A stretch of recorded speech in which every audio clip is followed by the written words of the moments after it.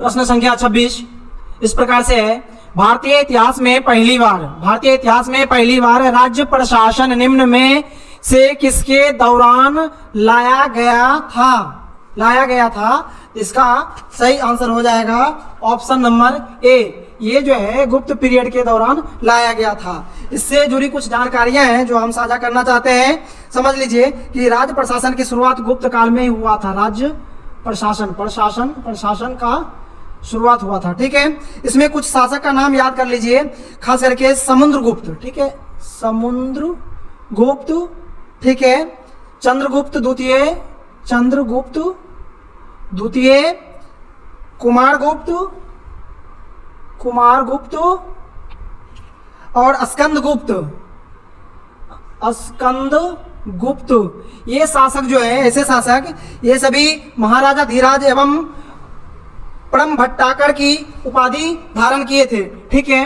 अब यहाँ पे गुप्त की बात करें तो गुप्त पीरियड या गुप्त वंश, ठीक है, प्रशासन, इसकी स्थापना किसने किया था? स्थापना तो बात करेंगे श्रीगुप्त, किसने? श्रीगुप्त ने किए थे, ठीक है। और संस्थापक, ठीक है, गुप्त साम्राज्य का, ठीक है। लेकिन वास्तविक संस्थापक की बात करेंगे तो वास्तविक संस्थापक इसके हो जाएंगे चंद्रगुप्त प्रथम वास्तविक संस्थापक हैं, ठीक है। आइए ऑप्शन नंबर बी पर थोड़ा सा चर्चा करते हैं मौर्य काल के बारे में। मौर्य काल में याद रखिएगा कि इसकी स्थापना किसने किए थे? तो चंद्रगुप्त मौर्य। किसने? चंद्रगुप्त मौर्य, ठीक है ना। कब गद्दी पर बैठे थे? 322 बीच में गद्दी पर बैठे थे। कहाँ? मगध की गद्दी पर। कहाँ पे? मगध की गद्दी पर। चलिए ऑप्शन नंबर सी में शुंग काल की बात करें तो शुंग काल की बात करें तो इसकी संस्थापक है पुष्यमित्र शुंग, ठीक है, शुंग। और इसकी अंतिम शासक की बात करेंगे तो कौन है अंतिम शासक? देवभूति। अंतिम शासक हो गए देवभूति। ऑप्शन नंबर डी की तरफ चलते हैं, इस पर थोड़ा सा चर्चा कर लेते हैं। सातवाहन वंश, तो इसके संस्थापक जो है ये है सीमुक। ये एग्जाम में पूछा हुआ क्वेश्चन है, पूछा जाता है सीमुक, ठीक है। कब? तो 60 BC में, ठीक है। और कब किसकी हत्या करके बने थे ये भी पूछता है, तो याद कर लीजिएगा सुशर्मा की हत्या करके। एक बात ये भी पूछा जाता है कि सातवाहन वंश की राजधानी कहाँ था? तो प्रतिष्ठान। कहाँ था? प्रतिष्ठान। ये भी प्रश्न पूछे जाते हैं, एक प्रश्न से इतनी जानकारी मिलती है। प्रश्न संख्या 27 इसमें कह रहा है कि प्रतिहारों का सबसे बड़ा शासक कौन माना जाता है? प्रतिहारों का सबसे बड़ा शासक कौन माना जाता है? इसका सही आंसर हो जाएगा मीर भोज। सही आंसर क्या हो जाएगा? मीर भोज। इस पर प्रतिहार वंश के बारे में थोड़ा सा चर्चा करें तो इसके संस्थापक कौन थे? संस्थापक पूछेगा कौन थे? तो नागभट्ट, ठीक है, संस्थापक हो गए। ये मालवा शासक थे, ठीक है। और अंतिम शासक की बात करेंगे तो प्रतिहार की अंतिम शासक की बात करेंगे तो यशपाल हो जाएंगे, ठीक है। कब? तो 11वीं सदी, मतलब 1036 ईस्वी, अंतिम शासक, ठीक है। अब इसमें से एक प्रश्न और पूछा जाता है कि दिल्ली नगर की स्थापना किसने किया था? दिल्ली नगर की स्थापना किसने किया था? तो ये भी याद रखिएगा कि अनंगपाल, ठीक है, दिल्ली शहर की स्थापना किए थे 11वीं सदी में, ठीक है। याद एक ऑप्शन आता है नागभट्ट द्वितीय, ये भी एग्जाम की दृष्टि से महत्वपूर्ण है। नागभट्ट द्वितीय ने एक शासक थे, राष्ट्रकूट वंश के शासक थे। शासक का नाम था गोविंद तृतीय, उनको हराए थे, ठीक है, नागभट्ट द्वितीय। चलिए अगले प्रश्न की ओर रुख करते हैं, प्रश्न संख्या 28। देखिए एग्जाम की दृष्टि से अति महत्वपूर्ण प्रश्न है 28। हॉलवेल घटना के समय बंगाल किसके अधीन था? ये पूछ रहा है बंगाल किसके अधीन था। दूसरे भाषा में ये भी पूछता कि बंगाल के नवाब कौन थे, ये पूछता। देखिए सबसे पहले बात कर लेते हैं, इसके आंसर आप लोग सही कर लीजिए।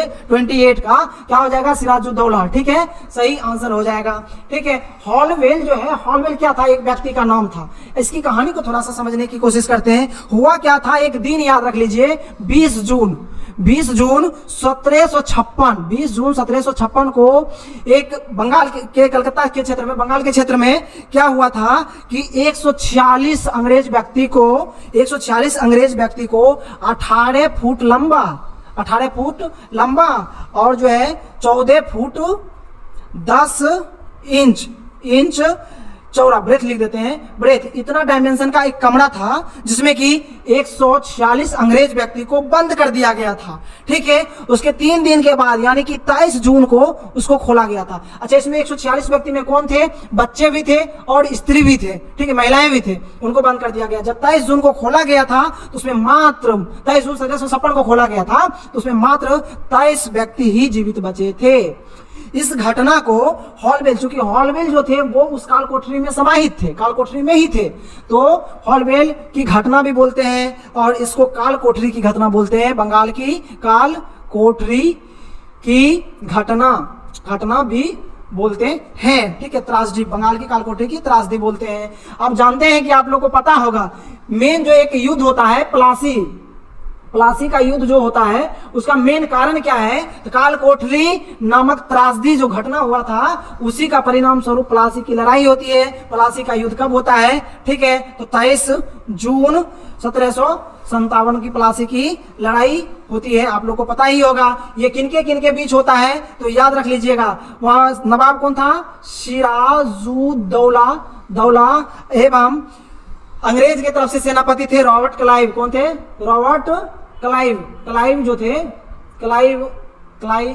जो थे वो सेनापति थे। दोनों के बीच युद्ध होता है, लेकिन सिराजुद्दौला वहां हार जाते हैं। एग्जाम में पूछता है कि क्यों हार जाते हैं? तो सिराजुद्दौला के जो सेनापति था, खास करके मीर जाफर ये सिराजुद्दौला को धोखा दे देते हैं। ठीक है, रॉबर्ट क्लाइव के पक्ष में चले जाते हैं, सिराजुद्दौला की हार हो जाती है और अंग्रेज की जीत हो जाती है। रॉबर्ट क्लाइव के बीच होता है, ये भी ऑप्शन हो गया। मीर जाफर भी आप समझ गए। चलिए, हॉलवेल कौन थे? तो उस घटना में शामिल होने वाले व्यक्ति थे काल कोठरी में। ठीक है, आइए अगले प्रश्नों की ओर रुख करते हैं। प्रश्न संख्या 29 कह रहा है कि इनमें से कौन सा हिंद महासागर के तट पर स्थित है? हिंद महासागर की बात करेंगे। ठीक है, हिंद महासागर के तट पर स्थित नहीं है। अच्छा, फोकस कीजिए, बात कीजिएगा, नहीं है। ठीक है ना, हिंद महासागर के तट पर स्थित नहीं है। तो हम बात कर लेते हैं। आप लोग तो जानते हैं सोमालिया है द्वीप, इंडोनेशिया द्वीप है और मेडागास्कर, सब हिंद महासागर का भाग है। सॉरी, ये टिक नहीं करना था, ये सब है। क्या नहीं है? तो पापुआ गिनी नहीं है। इसका सही आंसर हो जाएगा पापुआ न्यू गिनी या पापुआ ग्यूनी बोलते हैं। अच्छा, ये पापुआ ग्यूनी कहाँ पर है? तो ये बात करेंगे प्रशांत महासागर में पड़ता है, हिंद महासागर के भाग में नहीं पड़ता है, प्रशांत महासागर के भाग में पड़ता है। ठीक है, ये प्रशांत महासागर के क्षेत्र में एक द्वीप समूह है। और इसकी बात करेंगे पापुआ न्यू गिनी की, तो इसकी राजधानी कहां हो जाएगा मेरे दोस्त? राजधानी हो जाएगा पोर्ट मोरेस्बी इसकी राजधानी होगी। बात करेंगे पापुआ न्यू गिनी किस लिए जाना जाता है? क्योंकि यहाँ देखिए, एक बात तो जान लीजिए, इसकी संख्या मात्र 60 लाख जनसंख्या यहाँ पर है। दूसरी बात ये जान लीजिए कि यहाँ पे विविधताओं वाले, जैसे भारत विविधताओं वाले देश है, उसी प्रकार पापुआ न्यू गिनी विविधताओं वाले देश के रूप में जाना जाता है, विविधताओं वाली देश के रूप में जाना जाता है। इतनी जानकारी आपको मिलता है। आइए अगले प्रश्नों की ओर रुख करते हैं। प्रश्न संख्या 30 आपके सामने है कंप्यूटर स्क्रीन पे। इसका पानीपत की तीसरी लड़ाई में मराठा बलों का नेतृत्व किसने किया था? आप जानते हैं कि यहाँ डेट भी दे दिया था, 1761 में पानीपत की तीसरी लड़ाई हुई थी। ठीक है, ऑप्शन की तरफ रुख करते हैं, देखते हैं 30 का।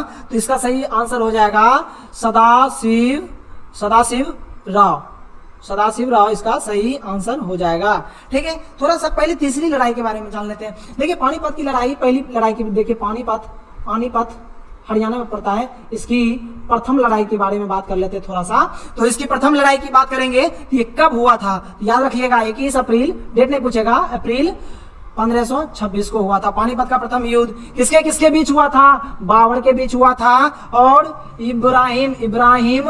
इब्राहिम लोधी के बीच हुआ था। इसका मतलब है कि बाबर जीता, विजय हुआ बाबर का। ठीक है, और इब्राहिम लोधी की हार हुई। यहीं पर सबसे पहले तोप खाने का प्रयोग भी किया गया था। अब पानीपत की दूसरी लड़ाई की बात कर लेते हैं। थोड़ा सा पानीपत की दूसरी लड़ाई की बात करते हैं। तो ये हुआ था 5 नवंबर 5 नवंबर 1556 को हुआ था। ये किसके किसके बीच हुआ था? हेमू और अकबर के बीच हुआ था। किसके बीच हुआ था? हेमू अकबर का बीच। इसका तात्पर्य है कि हेमू विजय हुआ था। ठीक है, हेमू और अकबर के बीच हुआ था। आइए तीसरी लड़ाई की बात करते हैं। पानीपत की तीसरी लड़ाई जो हुई थी वो कब हुई थी? तीसरी लड़ाई इसी के बारे में पूछा भी है, तो याद रखिएगा 14 जनवरी मकर संक्रांति के दिन 1761 को हुआ था। इसमें क्या था? 2 बातें याद रख लीजिएगा।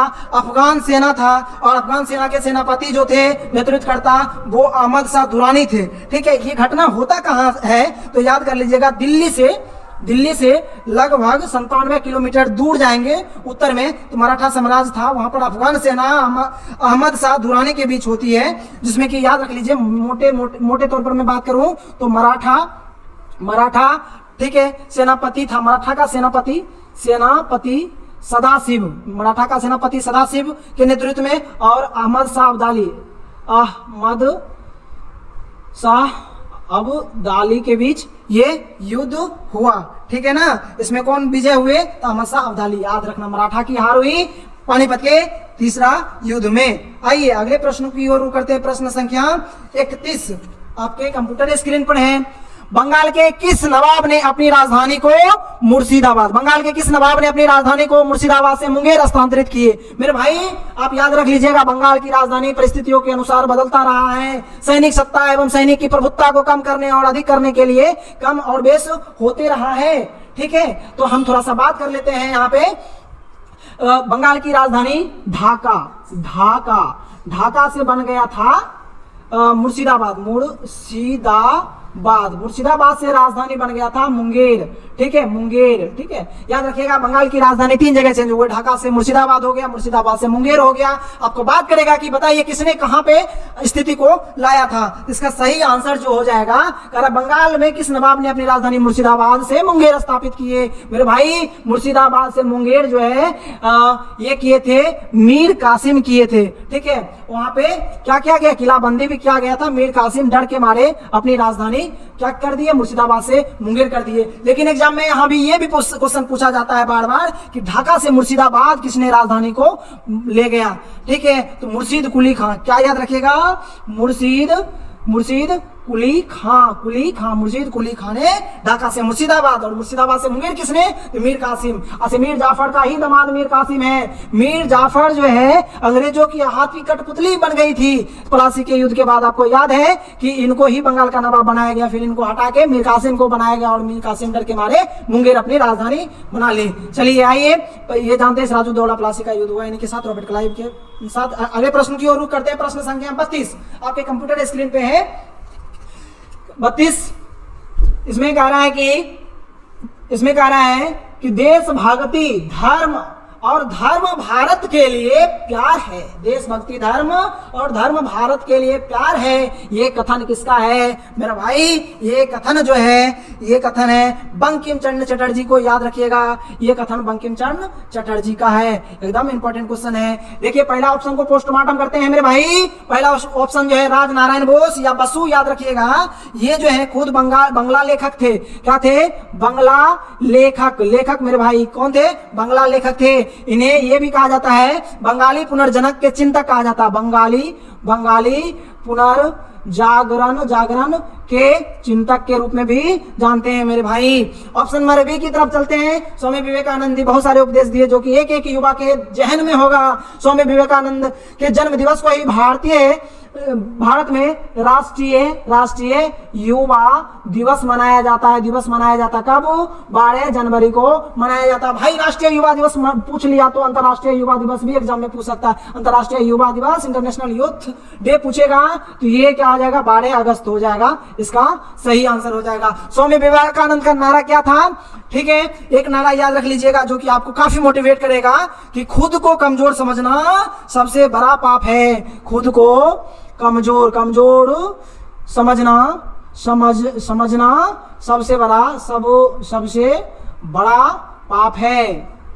ठीक है, ये इनका महत्वपूर्ण कथन है। याद रखिएगा, शिकागो में जब विश्व धर्म सम्मेलन चल रहा था तो भारत का नेतृत्व, सनातन धर्म का नेतृत्व स्वामी विवेकानंद ने किए थे। स्वामी विवेकानंद को देश भ्रमण के लिए जो खर्च दिए थे वो खेतरी, राजा खेतरी जो राजस्थान के राजा थे, उन्होंने इनका सहयोग किया था। ठीक है, अगले प्रश्न की ओर आते हैं, अगले ऑप्शन की ओर आते हैं। बाल गंगाधर तिलक, इनको कौन नहीं जानता भाई। बाल गंगाधर तिलक का एक बात तो हर बच्चे की जुबान में रहता है, और इनकी वाक्य क्या था, जन्म सिद्ध, देखिए स्वतंत्रता, स्वतंत्रता हमारा जन्म सिद्ध अधिकार है, हम इसे लेकर ही रहेंगे। बाल गंगाधर तिलक का ये महत्वपूर्ण नारा था। चलिए बंकिम चंद्र चटर्जी के बारे में थोड़ा सा चर्चा कर लेते हैं। इनके द्वारा लिखा गया एक आनंद मठ, आनंद मठ है। ठीक है, ये आनंद मठ जो है साहित्य है, क्या है, साहित्य है।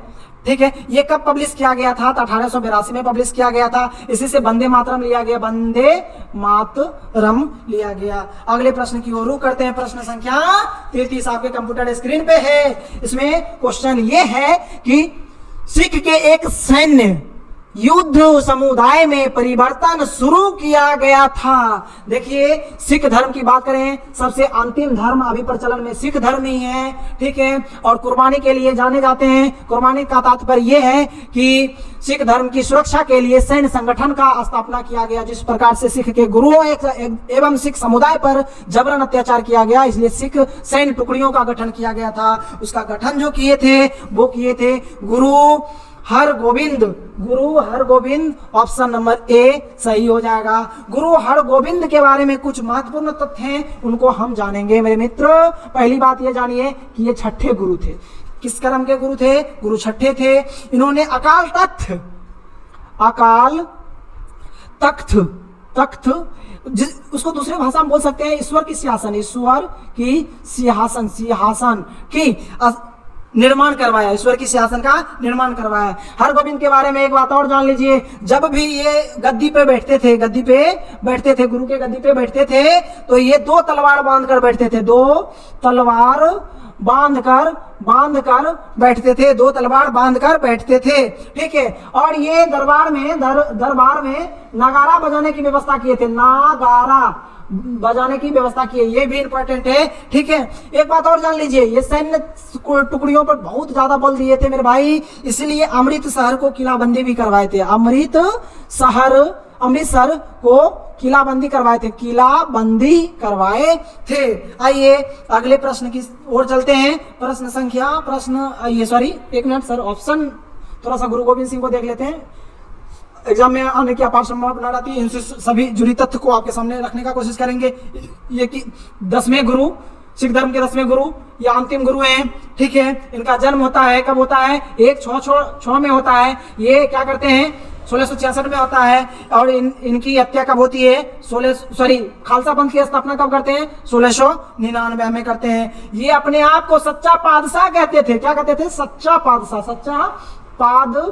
कहते थे। ठीक है, गुरु गोविंद सिंह अपने आप को सच्चा पादशाह कहते थे। बताइए 5 ककार का सिद्धांत किसने दिया सिख धर्म में, 5 ककार का सिद्धांत गुरु गोविंद सिंह ने दिए थे। ठीक है, और ये भी बताए थे कि अपने नाम के अंत में सी शब्द को जोड़ो, सबके लिए उपदेश दिए थे। और पाहुल प्रणाली की भी शुरुआत किया, पाहुल प्रणाली का भी शुरुआत किसने किया था, गुरु गोविंद सिंह। ठीक है, याद कर लीजिए, इनका जन्म कहाँ हुआ था, पटना में हुआ था। ये अंतिम गुरु थे। आइए ऑप्शन नंबर सी देखते हैं, तेग बहादुर के बारे में इतना सिर्फ आपको याद रखना है। ऑप्शन नंबर इसका सी पर मैं चर्चा कर रहा हूं। ठीक है, यहाँ पे राजकुमार, ये तेग बहादुर, ये 9वें गुरु थे। तेग बहादुर क्या थे, 9वें गुरु थे। और ये इस्लाम ना कबूलने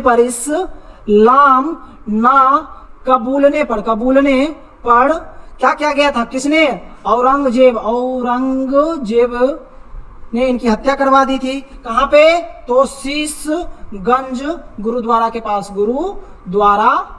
पास। ठीक है, इस्लाम ना कबूल करने के कारण सिख धर्म के 9वें गुरु की हत्या करवा दी गई औरंगजेब के द्वारा, शीशगंज गुरुद्वारा के पास। आइए ऑप्शन नंबर डी को थोड़ा सा जानते हैं, गुरु अर्जुन देव के बारे में जानते हैं। गुरु अर्जुन देव क्या किए थे, राजकुमार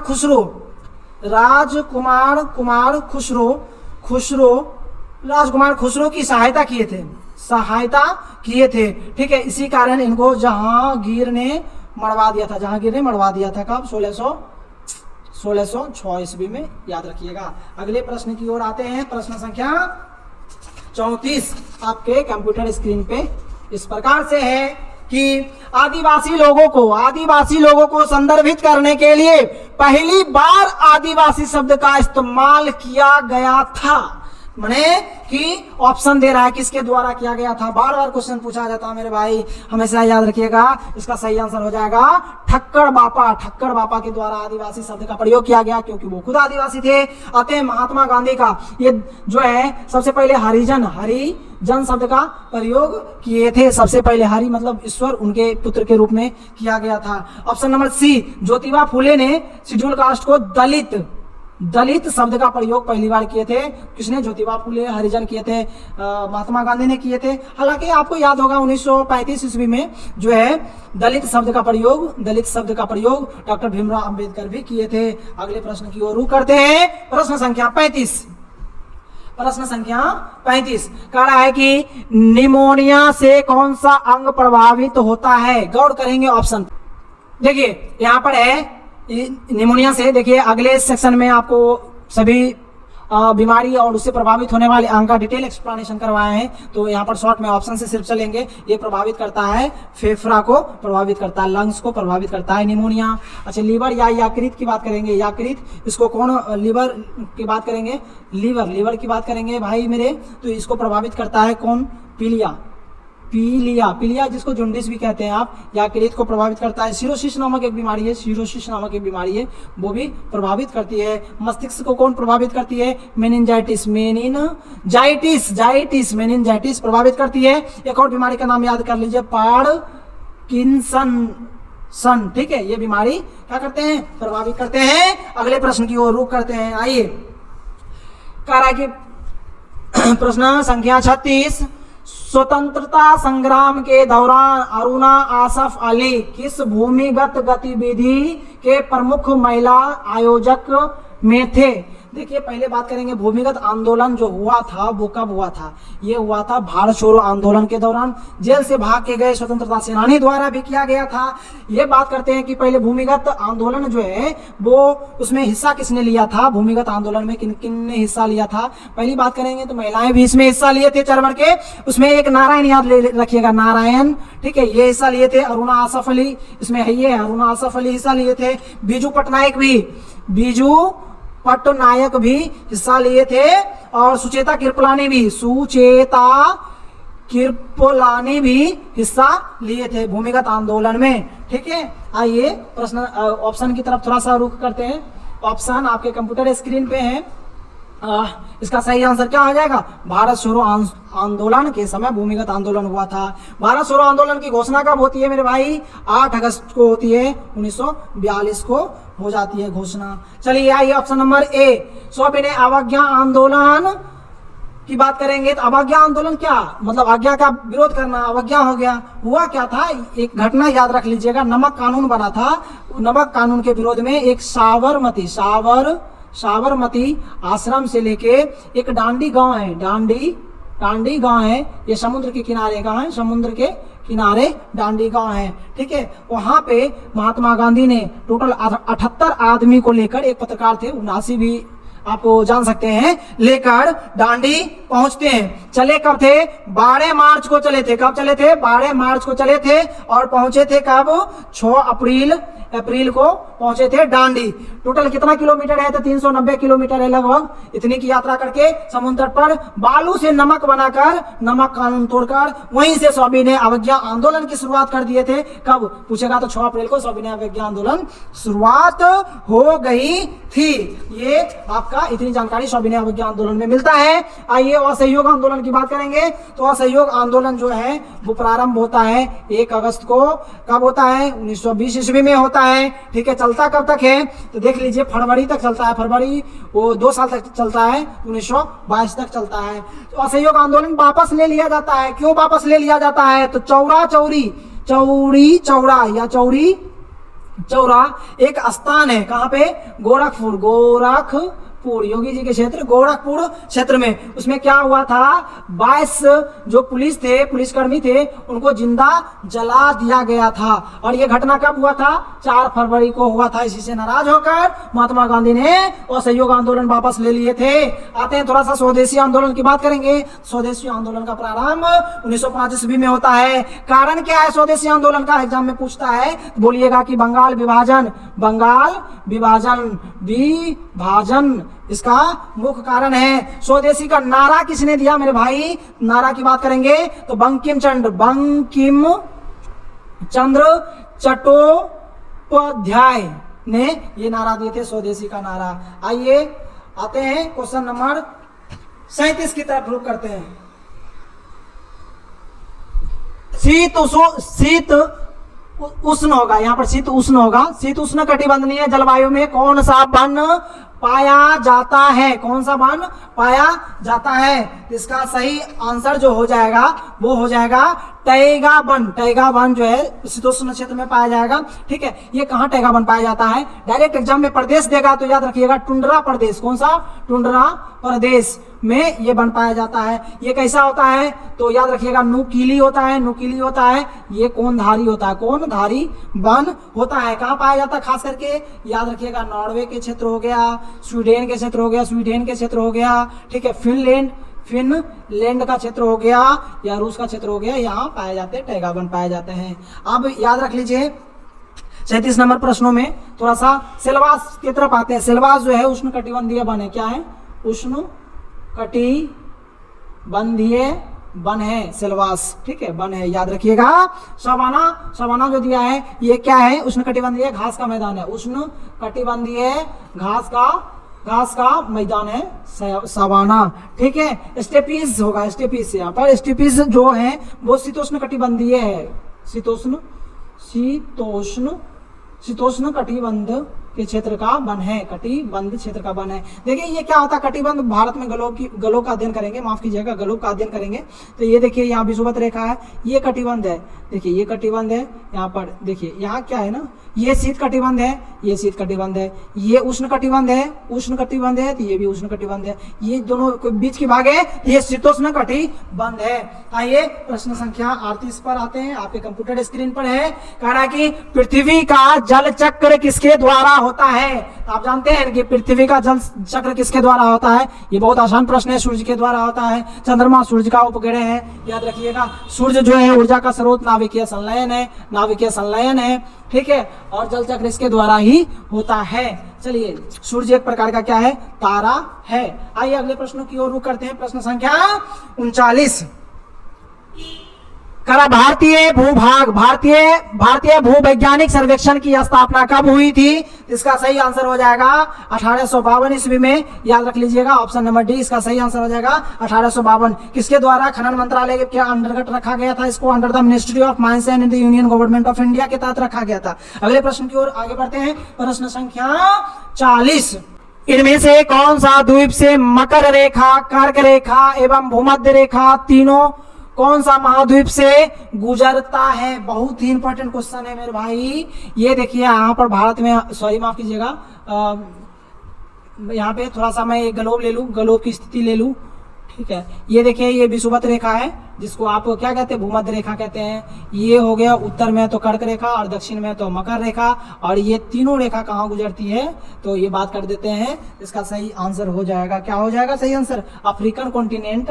ऑप्शन दिखाया जाए, अफ्रीकन कॉन्टिनेंट इसका सही आंसर होगा। इसमें तो है नहीं, हाँ है, ऑप्शन नंबर डी क्या हो जाएगा? सही आंसर हो जाएगा। ठीक है, अब बात कर लेते थोड़ा सा, ये काटने वाली बात जितना है ना एग्जाम में जो पूछा जाता है वो कौन कौन से प्रश्न है। एक पूछेगा कि बताइए कौन सी नदी विषुवत रेखा को 2 बार काटती है? विषुवत रेखा को 2 बार काटती है तो आप याद रख लीजिएगा कांगो नदी। कौन सा नदी? कांगो नदी। ठीक है, कर्क रेखा को 2 बार काटती है, कौन सी नदी? तो माही नदी कर्क रेखा को 2 बार काटती है। ठीक है, माही नदी भारत में, राजस्थान में कर्क रेखा को 2 बार काटती है। याद रख लीजिएगा मकर रेखा को, बहुत इंपॉर्टेंट है मेरे भाई, मकर रेखा को 2 बार कौन सी नदी काटती है? लिम्पोपो नदी, इसी को घड़ियाल नदी भी बोलते हैं, घड़ियाल लाल नदी भी बोलते हैं। ये इंपॉर्टेंट है, मकर रेखा को 2 बार काटती है। अगले प्रश्न में प्रश्न संख्या 41 की तरफ रुख करते हैं। आपके कंप्यूटर स्क्रीन पे इस प्रकार से है। चलिए, राज्य सूची के विधायी संबंध में राज्यों का वर्तमान में कुल कितने विषयों पर कानून बनाने का अधिकार है, इसमें बांटा गया है। इसकी थोड़ी सी बात कर लें तो याद रख लीजिएगा, भारतीय संविधान के 7वीं अनुसूची में 3 प्रकार के शक्ति का विभाजन का वर्णन मिलता है। एक संघ सूची, एक राज्य सूची, एक समवर्ती सूची का मिलता है। अब बात करेंगे कि वर्तमान में उसमें कितने विषय हैं। वर्तमान में विषय कितने हैं? याद रखिएगा, संघ सूची में वर्तमान में विषय कितने हैं? 100 विषय हैं। ठीक है, याद रखिएगा। राज्य सूची में विषय वर्तमान में कितने हैं? 61 विषय हैं। जबकि समवर्ती सूची में विषय की संख्या कितनी है अभी टोटल? तो 52 है। बात करेंगे इससे पहले कितनी थी, तो समवर्ती संघ सूची में पहले कितना था? जिस समय बना था उस समय 97 था, बाद में 98 हो गया था, अभी 100 है। ठीक है, राज्य सूची में पहले 66 था, घटकर 61 हो गया। ठीक है, विषय की संख्या। और समवर्ती सूची में 47 था, अब कितना हो गया? 52 हो गया। इस प्रकार से है। तो इसमें कितना कह रहा है? अभी वर्तमान का पूछ रहा है, तो 61 सही आंसर है। ऑप्शन नंबर डी सही आंसर हो जाएगा। आइए अब बात करते हैं थोड़ा सा 42 नंबर प्रश्नों की तरफ रुक करते हैं। 42 नंबर प्रश्न कह रहा है कि इनमें से प्रोटीन का पाचन में सहायक एंजाइम होता है। कौन सा सहायक एंजाइम होता है? रट्टा मार लीजिए। क्या मारिएगा? ऑप्शन नंबर ए ट्रिप्सिन सहायक होता है। एक ऑप्शन को हम पोस्टमार्टम करते हैं। एसिटिलीन जो है वो वेल्डिंग गैस जो होता है मार्केट में, वेल्डिंग गैस में प्रयोग किया जाता है, व्यवसाय में प्रयोग किया जाता है। चलिए एक बात जानते हैं, कच्चे फल को पकाने के लिए नहीं, ये कहना गलत होगा, कृत्रिम तरीके से पकाने के लिए किसका प्रयोग करते हैं? एसिटिलीन गैस का प्रयोग करते हैं। आप देखिए एथिलीन बात करेंगे तो एथिलीन में याद कर लीजिएगा, ये एक प्राकृतिक पादप हार्मोन है। क्या है? प्राकृतिक पादप हार्मोन है मेरे भाई, मेरे सोना, प्राकृतिक पादप हार्मोन है। ठीक है, ये भी फलों को जल्दी पकाने के लिए प्रयोग किए जाते, काम में आते हैं। फलों को जल्दी पकाते हैं। ठीक है ना, पकाने वाली पादप है, लेकिन ये प्राकृतिक रूप से है। ठीक है, वो कृत्रिम रूप से है। चलिए आइए अगले प्रश्न की तरफ रुख करते हैं। प्रश्न संख्या 43 है, इनमें से कौन सा वायु प्रदूषण का, देखिए प्रश्न है, इनमें से कौन सा वायु प्रदूषण का सूचक है? तो इसकी हम बात करें, सूचक है वायु प्रदूषण का सूचक। एक बहुत इंपॉर्टेंट बात है कि देखिए ये लाइकेन जो है, इसका सही आंसर हो जाएगा। लाइकेन किसका उदाहरण है? बहुत इंपॉर्टेंट है, शैवाल प्लस कवक दोनों का उदाहरण है। कौन? लाइकेन, बहुत इंपॉर्टेंट है। कवक की बात करेंगे तो कवक की थोड़ा सा बात कर लेते हैं। कवक का अध्ययन क्या कहलाता है? तो माइकोलॉजी कहलाता है मेरे सोना, माइकोलॉजी कवक का अध्ययन कहलाता है। बात करेंगे इसकी खोज किसने किया कवक का? अच्छा, कवक का बाहरी आवरण किस चीज का बना होता है? तो काइटिन का बना होता है। किसका बना होता है? काइटिन का बना होता है। कवक की बात करेंगे तो खोज किसने किए थे? तो ये किए थे बिगर रासमुसेन ने किया था। ठीक है, इतनी जानकारी रखिए। शैवाल का अध्ययन क्या कहलाता है? फाइकोलॉजी कहलाता है मेरे भाई, फाइकोलॉजी कहलाता है। इसकी खोज किसने किया था? डॉक्टर इकबाल इसकी खोज किए थे, शैवाल का खोज किए थे। अच्छा, वायरस का अध्ययन क्या कहलाता है? विषाणु का अध्ययन वायरोलॉजी कहलाता है विषाणु का अध्ययन। ठीक है, अब बात करेंगे इसकी खोज किसने की, तो यहाँ पर गड़बड़ा जाइएगा, क्या होगा? देखिए इवानोवास्की एक नाम याद रख लीजिएगा, एक नाम याद लिख लीजिएगा, एडवर्ड जेनर याद रखिएगा। देखिए इवानोवास्की जो है तंबाकू में वायरस की खोज की है, ये इसलिए बोल सकते हैं पादप में, खास करके तंबाकू में वायरस की खोज की है। और तंबाकू में जो बीमारी होती थी, वो मोजेक बीमारी में जो वायरस होते थे, उसकी खोज इवानोवास्की ने किया था। आंसर इवानोवास्की ही पूछा जाता है। ठीक है, एडवर्ड जेनर तो आप लोग को पता ही है, मानव में या पशु में खोजने वाले पहले ये वायरस खोजकर्ता बन गए हैं। ठीक है, चेचक की टीका का खोज किए थे किसने? Edward Jenner. अगले प्रश्न की तरफ रुख करते हैं। प्रश्न संख्या 45 आपके कंप्यूटर स्क्रीन पर है। 45, अच्छा ये 44 भी है ना। प्याज इनमें से किसका परिवर्तित रूप है? मेरे भाई बार बार क्वेश्चन पूछता है, और इतना छोटा प्रश्न, इतना आसान प्रश्न, और प्रायः इसमें बच्चे गलत कर देते हैं मेरे भाई। और आप लोग जब बताने के बाद भी गलत कर देते हैं, तब हम आपको कहते हैं कि हद कर दी आपने। ठीक है। देखिए बात करेंगे, देखिए यहाँ पर पहले देख लीजिए, प्याज जो है ये तना का रूपांतरण है, क से हल्दी और द से अदरक, क से केसर, ठीक है ना। ये सब आलू और प्याज याद कर लीजिएगा, ये क्या है, तना का उदाहरण है। मूली, गाजर, शकरकंद जड़ का उदाहरण है। जड़ भी कई प्रकार के हैं, जड़ का उदाहरण है। पत्तियों तो जानते हैं, क्लोरोफिल पाया जाता है, श्वसन का काम इसी में होता है, रंध्र इसी में होता है, प्रकाश संश्लेषण का काम इसी में होता है, इसी में भोजन बना के फ्लोएम के द्वारा शरीर के जो पादप के सभी अंगों में पहुंचाया जाता है। और जानते हैं पुष्प का काम क्या है मेरे भाई, प्रजनन का काम है। नए पौधों की उत्पत्ति एवं प्रजनन का काम कौन करता है, पुष्प करता है। अगले प्रश्न की तरफ रुख करते हैं। प्रश्न संख्या 45 आपके कंप्यूटर स्क्रीन पर इस प्रकार से है। चलिए आपका ये प्रश्न संख्या 45 है, कह रहा है कि निम्न में कौन सा मौलिक अधिकार के अंतर्गत नहीं आते हैं। मेरे सोना, कोई ऐसा एग्जाम नहीं है जिसमें मौलिक अधिकार से प्रश्न नहीं पूछे जाते हैं। वेरी वेरी इंपॉर्टेंट है। बात करेंगे फंडामेंटल राइट, मौलिक अधिकार की बात करेंगे तो ये संविधान के, इंडियन कॉन्स्टिट्यूशन के संविधान के भाग 3 में वर्णन है। इसका अनुच्छेद 12 से लेके 35 तक है मेरे सोना, इसको याद कर लीजिएगा। इसमें मौलिक अधिकार में पहले 7 प्रकार की स्वतंत्रता दिया गया, स्वतंत्रता दिया गया। लेकिन वर्तमान में बात करेगा कितना प्रकार की स्वतंत्रता है, तो 6 प्रकार की स्वतंत्रता है। तो 1 प्रकार की स्वतंत्रता करने गया, कहां गया, तो बात कर लीजिएगा कि इंदिरा गांधी की सरकार थी, इंदिरा गांधी की सरकार थी, सॉरी ये याद कर लीजिएगा 44वां संविधान, माफ कीजिएगा 44वां संविधान संशोधन 1978 ईस्वी में जो संपत्ति का अधिकार था, संपत्ति का अधिकार उसको हटा के 300 के क में रखा है। ये पहले मौलिक अधिकार था, अभी अब कानूनी अधिकार बन गया। क्या बन गया, संपत्ति का अधिकार कानूनी अधिकार बन गया है। चलिए इसके ऑप्शन की तरफ रुख करते हैं। 45 का सही आंसर हो जाएगा क्या। एक बात जानते हैं, इस प्रश्न में गलती है, प्रश्न को समझिए, प्रश्न ही गलत है। मौलिक अधिकार के अंतर्गत आता है, प्रश्न तो सही है according to option, this question is wrong. देखिए बात को देखिए, मौलिक अधिकार में स्वतंत्रता का अधिकार है। अब बात करेंगे 19 में स्वतंत्रता है ना जी, आपको 19 से लेकर 21 तक तो स्वतंत्रता ही है। अनुच्छेद 21 तक बात करेंगे, निजता का अधिकार अनुच्छेद 21 में है ना जी। आधार कार्ड निजता के अधिकार के अंतर्गत ही आता था। आप किसको वोट दिए नहीं दिए, ये निजता के अधिकार के अंतर्गत ही आता था, ठीक है। अभी पेगासस वाला जो मामला आया था, उसमें मोदी जी पर जो गंभीर आरोप लग रहा था विपक्षों के द्वारा, वो भी निजता के अधिकार का हनन है।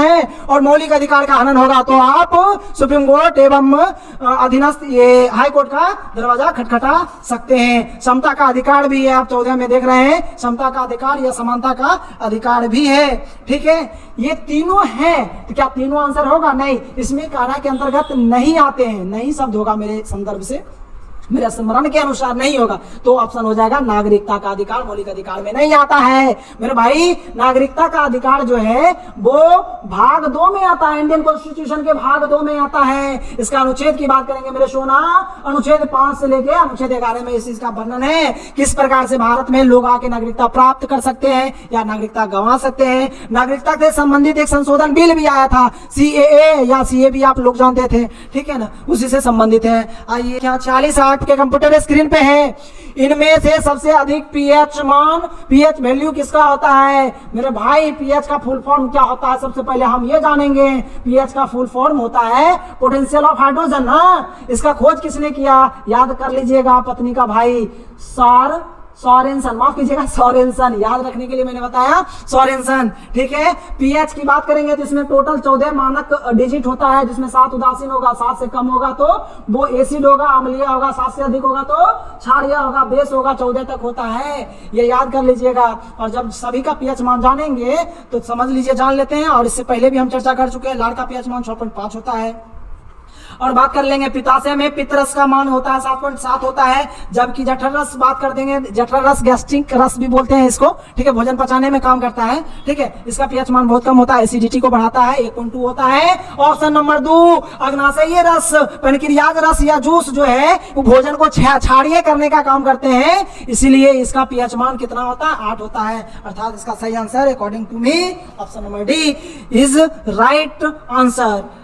अब अगले प्रश्नों की तरफ रुख करते हैं। प्रश्न संख्या 47, प्रश्न संख्या 47 की बात करेंगे तो कह रहे हैं 47 आपके कंप्यूटर स्क्रीन पर है, कह रहा है कि लोकसभा में शून्यकाल की अवधि क्या होगी मेरे भाई। लोकसभा में शून्यकाल एग्जाम में जो समय बार बार पूछता है वो 1 घंटे का ही पूछता है। ये भी पूछता है कि शून्यकाल शुरू कब होता है, तो सुनना क्या बजे बजता है भाई, आपके घड़ी में इलेक्ट्रिक घड़ी होगा तो इतना कितना बजे बजता है, 12 बजे 3 में बजता है। याद रख लीजिएगा शून्यकाल की शुरुआत कितना बजे होता है, 12 बजे होता है। कब तक चलता है ये कहीं वर्णन नहीं है, लेकिन 1 घंटा मोटे तौर पे आप याद रखिएगा। 1 घंटा ये भी चलता है, प्रश्नकाल भी चलता है 1 घंटा। प्रश्नकाल 11 बजे से 12 बजे तक प्रश्नकाल चलता है, प्रथम सेशन चलता है। आइए अगले संख्या 48 की तरफ रुक करते हैं। इनमें से कौन सा मूल अधिकार विदेशी नागरिकों के लिए भी है?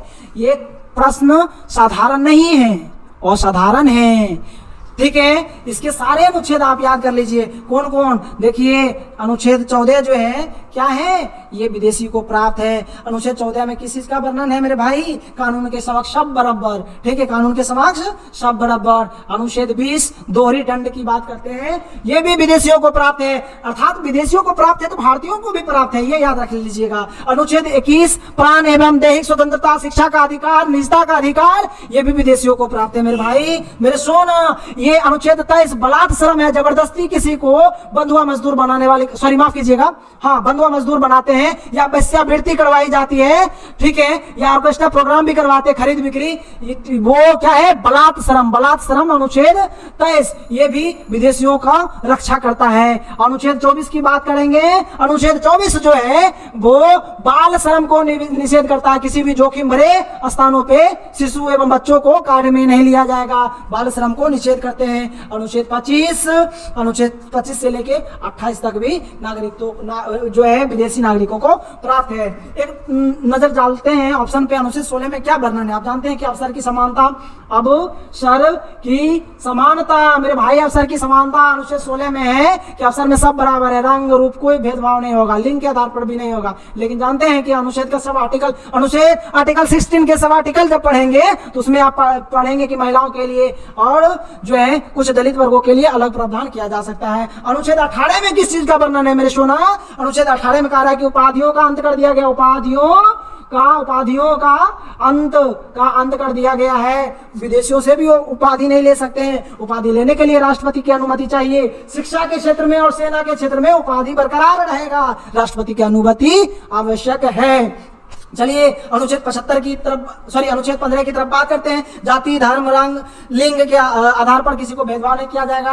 आर्टिकल 14 कह रहा है कि कानून के समक्ष सब बराबर है, कानून के समक्ष सब बराबर है। आइए प्रश्न संख्या 49 की ओर अग्रसर है। 49 में कह रहा है कि जून 2021 में विकसित जीवन वायु क्या है, इससे जुड़ी कौन सा कथन असत्य है। देखिए जीवन वायु कोविड के परीक्षण और स्वास्थ्य संबंधित परेशानियों के निपटारा के लिए आईआईटी रोपड़ के द्वारा, और देखिए पहली आईआईटी है, भारत की पहली आईआईटी है, ठीक है, रोपड़, इसके द्वारा क्या गया है, विकसित किया गया है जीवन वायु, ठीक है। अगले ऑप्शन की तरफ भी थोड़ा सा नजर डालेंगे। ये ऑप्शन नंबर बी, ये भी सही है कि पहला बिजली मुक्त continuous positive air wave pressure की भी शुरुआत किया गया, तो ये भी सही है, ये भी क्या है, सही है। आप देखिए डीआरडीओ द्वारा विकसित किया गया, देखिए आप तो टक्कर पचे भी मार सकते थे, यहाँ पर देखिए क्या है, डीआरडीओ द्वारा विकसित नहीं किया गया था, इसको विकसित किया गया था क्या, किसके द्वारा, रोपड़ के द्वारा, आईआईटी रोपड़ के द्वारा। तो सही आंसर हो जाएगा डीआरडीओ द्वारा, ये सही आंसर हो जाएगा, निद्रा रोगियों के लिए ये सही है। अगले प्रश्न की तरफ रुख करते हैं।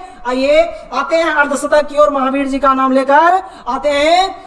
यहाँ पे बात करते हैं जून, यहाँ पर प्रश्न संख्या 50 अर्धशतक लगाने जा रहे हैं। प्रश्न संख्या 50 जून 2021 में कैनोपी सर्वेलेंस सिस्टम निम्न में किसके लिए विकसित किया गया।